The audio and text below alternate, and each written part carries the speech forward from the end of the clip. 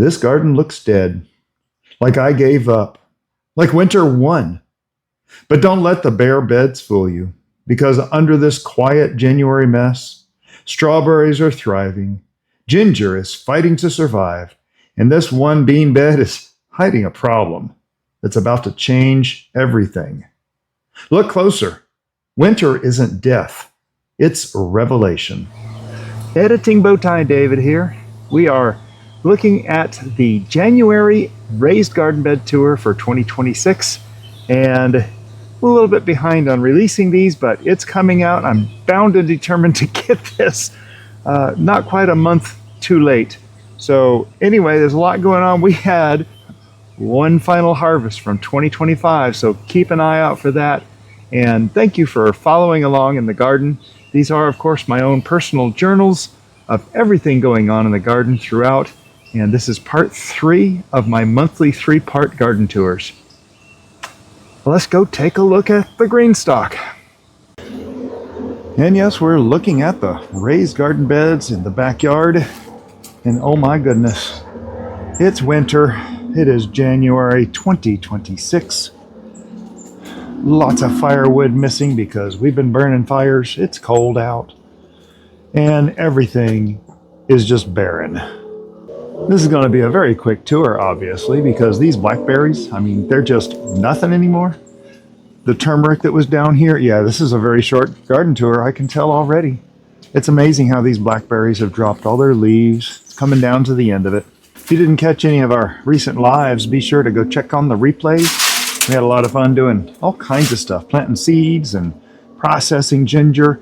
Look at these peri-peri trees. I mean, these are absolute trees. That right there is just amazing how big it is. Now, interestingly enough, this tree, I believe, like a few years old. It didn't produce very big peppers this year, which means they definitely have a life. Which is why I've left a lot of these here and not doing anything else with them, because we're going to be replacing all these with a whole new selection of, peppers. We got these are the Dorset Naga plants that this one actually finally did okay. This one here never survived. Tons and tons of blackberries up in there though. Look at the tangles of blackberries. In bed number 2, we'll be pulling out these old Everglades tomato plants. These things have been through some cold, but they're still very flavorful. Everglades is a tasty thing. These are, actually I take a correction here. This is Everglades tomato. I pulled out the cucumber already. It was down in here. More turmeric leaves laying down here. The bean bed that's not going to be a bean bed this year because of the root knot nematode. A little disappointed in that. That's the Principe Borghese you can see right there on the other side. These beans, in fact, let's see if we can see some root knot damage. Well, those roots are all gone. We might not even have any roots to pull up because it's been a while since any of this has, we're down to brittleness. I do know we had root knots in here. Let me there we go, here's some roots. No, that doesn't look terrible. It doesn't look great either. Oh, there's one right there. Yeah, that's root knot right there. Old root knot. Had a lot of that in here this time. We'll be getting all this weed out of here. We gotta plant our mustard seed in here. Our mint bag hidden down here in the middle. All this mint. I should have harvested some, but I got plenty of dried mint. The aloe bed is looking really rough because of the cold. These things get all squishy and they'll die back, but you can already see new growth coming out down there. These aloe are just so resilient. I would like to come in here and make some better beds for the aloe and separate them with a walkway through. That would be nice. Our strawberries. Some of y'all saw the strawberry that I Lady and the Tramped with a squirrel. They're looking really good though. I mean, look how green these things look. These things do not mind the cold. Now these berries, they came out a little early and they're looking squishy. In fact, let me zoom in on this. You can see it's looking worse for wear. I did have a very large strawberry right here that I think I might have missed out on. Very impressed with this mint plant over here. Look how thick and full it looks. That is just luscious. I like seeing that with the mint. Lots and lots of strawberries in here growing, and we're gonna have, oh, there's a big one right there. Yeah, this thing is nasty. Starting to turn a little yellowish. Ew. Ew.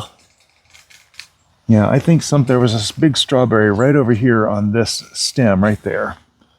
And I don't see it here. I figure a bird probably got it. Probably what I shared that last berry with. Anyway, this is our original citronella plant. It's looking a little rough too. If I can get this thing to grow again, I'm going to have to take some more cuttings from it. It's a beautiful plant. And it really helped with controlling mosquitoes. And then, of course, we have our sago palms coming up here. We should excavate this. I'm making notes to myself here. Should excavate this to see what we've got left under here. That big hole you can see right there, that was where we dug that Dorset Naga out. And oh my, I have just remembered we have ginger right there. How about we go dig that out? So I'm pretty sure we've got down to this last piece of ginger. I don't know how big it is. I don't have a lot of hopes for it. But it's going to end up being the only thing for seed. Now, look at here. This thing's got to come out. Ah, nice. This is our only seed that we have left, which is a little disappointing because there doesn't appear to be very much to it. Yeah, it's all grown right out of the garden. So yeah, that's about it right there. We're going to have to buy some more ginger. Doggone it. But yeah, it actually feels real good. Into the ginger. I'll be breaking this up into small. Oh, that's already rotten. Oh no. I have to process this sooner than later. That's a good piece there. I do think it's interesting seeing these last couple of Supersweet 100 tomatoes just hanging here. It's a little bit soft. Oh my goodness. That was sweet. That was really sweet. Wow, I need that other one. Now I've dropped them both.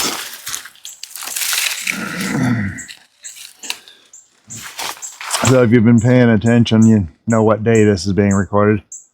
We're on Enoch's community show. Wind died down. Oh, another one. Look at that.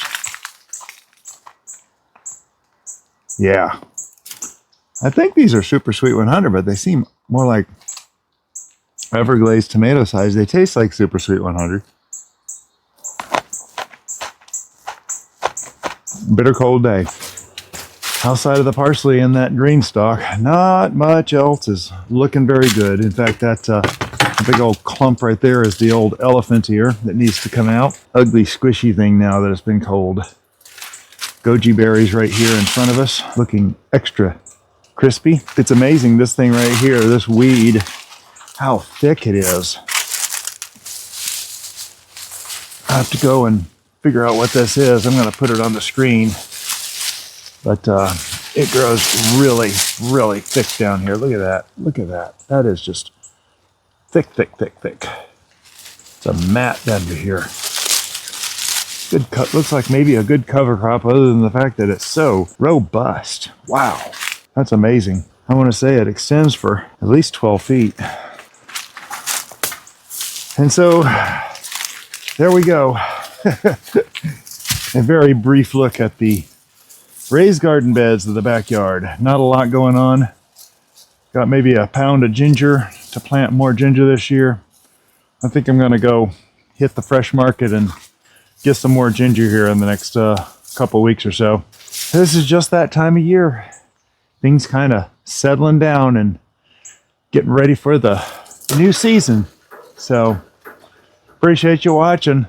Like I said, it's a short one. Taking a look at the dead garden. I do this every single month. Just for my reference, it's my own garden journal. We're heading into some really cold. I think tonight we're going to get down to low 20s, so it's going to be rough. But yeah. Be sure to subscribe, click the thumbs up so you don't, and turn on that notification bell so you don't miss a thing. And we will catch you on the next one. Smells like dirt. Your garden doesn't have to always look beautiful. It doesn't have to look perfect.